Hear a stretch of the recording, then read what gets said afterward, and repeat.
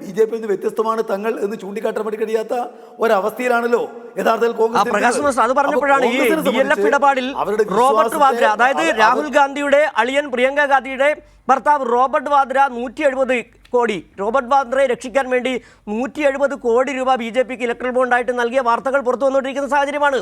അവിടെയാണ് ആ റോബർട്ട് വാദ്രയുടെ പ്രിയങ്ക ഗാന്ധിയുടെ സഹോദരൻ രാഹുൽ ഗാന്ധി മത്സരിക്കുന്നിടത്തേക്കാണ് ഇപ്പോൾ കെ സുരേന്ദ്രൻ മത്സരിക്കുകയാണ്. അതായത് ഇലക്ട്രൽ ബോണ്ട് കൊടുത്തവർ വാങ്ങിയവർ എല്ലാം കൂടി തന്നെ മത്സരിക്കുന്ന ഒരു സാഹചര്യം വയനാട്ടിലൂടെ കാണുകയാണ്. ഇതാണ് കോൺഗ്രസിൻ്റെ പ്രശ്നം. രാഹുൽ ഗാന്ധി എന്ന് പറയുന്ന അദ്ദേഹം, അതോടൊപ്പം തന്നെ റോബർട്ട് വാദ്ര എന്ന് പറയുന്ന പ്രിയങ്ക ഗാന്ധിയുടെ ഭർത്താവ്, ഇവരെല്ലാം ഈ ഇലക്ട്രൽ ബോണ്ട് വാങ്ങുകയും കൊടുക്കുകയൊക്കെ ചെയ്ത ആൾക്കാരാണ്. ഈ രാജ്യത്തെ ജനങ്ങൾ ഇത് കാണുന്നുണ്ട്, ഇലക്ട്രൽ ബോണ്ട് വാങ്ങാത്ത ആളുകളെ കാണുന്നുണ്ട്. ഇങ്ങനെ ഇലക്ട്രൽ ബോണ്ടിൻ്റെ പേരിൽ അവർ നേരത്തെ പ്രകാശൻ മാസ്റ്റർ ചൂണ്ടിക്കാട്ടിയ പ്രശ്നമുണ്ട്. ഇലക്ട്രൽ ബോണ്ടിനെതിരെ ഇവർക്ക് എങ്ങനെ സംസാരിക്കാൻ കഴിയും? ഇവർ വാങ്ങിയില്ലേ?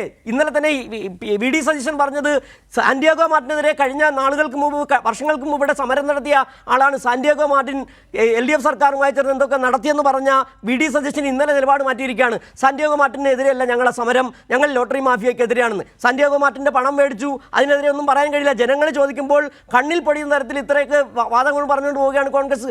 അതാണ് അത്തരത്തിലേക്ക് കോൺഗ്രസിൻ്റെ നിലവാരം എത്തിച്ചേർന്നിരിക്കുന്നതാണ്. അതുകൂടി പരിശോധിക്കപ്പെടണമല്ലേ പ്രകാശ് മാസ്റ്റർ? ഇതിലിപ്പോൾ ഏറ്റവും ഒടുവിലായിട്ട് വന്നിരിക്കുന്ന വാർത്ത, ഈ കഴിഞ്ഞ കർണാടക തെരഞ്ഞെടുപ്പിൽ സാന്റിയാഗോ മാർട്ടിൻ കോൺഗ്രസിന് 50 കോടി രൂപ നൽകി എന്നുള്ളതാണ് ഇന്നലെ വന്നിരിക്കുന്ന വാർത്ത. എന്ന് മാത്രമല്ല, നിങ്ങളിപ്പോൾ റോബർട്ട് വാദ്രയെ സംബന്ധിച്ച് പറഞ്ഞല്ലോ, യഥാർത്ഥത്തിൽ അദ്ദേഹത്തിൻ്റെ ഭാര്യ പ്രിയങ്ക, അവരും ഈ പറയുന്ന ഭൂമി ഇടപാട് കേസിനകത്ത് അവർ കൂടി 5 ഏക്കർ സ്ഥലം വാങ്ങിച്ചിട്ടുണ്ട്. 45 ഏക്കർ വാദ്രയും 5 ഏക്കർ 2006-08 പ്രിയങ്കയുമാണ് വാങ്ങിയത് എന്നുള്ളതിന് വിവരം പുറത്തു വന്നിട്ടുണ്ടല്ലോ.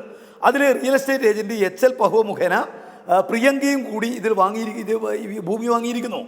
എന്നാൽ പ്രിയങ്ക ആ കേസിലെ പ്രതിയായി വന്നിട്ടില്ല. അപ്പോൾ യഥാർത്ഥത്തിൽ വധര മാത്രമല്ല, പ്രിയങ്ക ഗാന്ധി കൂടി ആ കേസിനകത്ത് വരേണ്ടതാണ്. അവർ വന്നിട്ടില്ല. നേരത്തെ പറഞ്ഞ പോലെ 170 കോടി രൂപയുടെ BJPയുടെ കൈക്കൂലി ഈ കേസുമായി ബന്ധപ്പെട്ട് ഉണ്ടായിരിക്കുന്നതാണ്. അവിടെ ഈ DLF ഇലക്ട്രൽ ബോണ്ടിലുള്ള 170 കോടിയാണ് BJP കൊടുക്കാൻ വേണ്ടിയിട്ട് അവർ തയ്യാറായത്.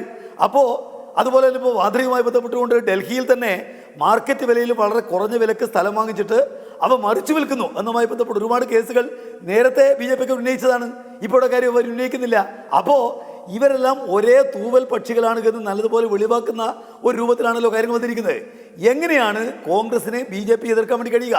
BJP കാണിക്കുന്ന അന്യായങ്ങളെല്ലാം അതേ നിലക്ക് ആവർത്തിക്കുന്ന ഒരു പാർട്ടിയായിട്ട് കോൺഗ്രസ് നിൽക്കുകയാണല്ലോ. അവർക്കിപ്പോൾ പ്രിയങ്കയെ തള്ളിപ്പറയാൻ വേണ്ടി കഴിയുമോ? വാദ്രയെ തള്ളിപ്പറയാൻ വേണ്ടി കഴിയുമോ? അപ്പോൾ അതിഗുരുതരമായൊരു നിലക്കാണ് കോൺഗ്രസ് എത്തിപ്പെട്ടിരിക്കുന്നത് എന്നുള്ളത് ഒരു വസ്തുതയാണ്.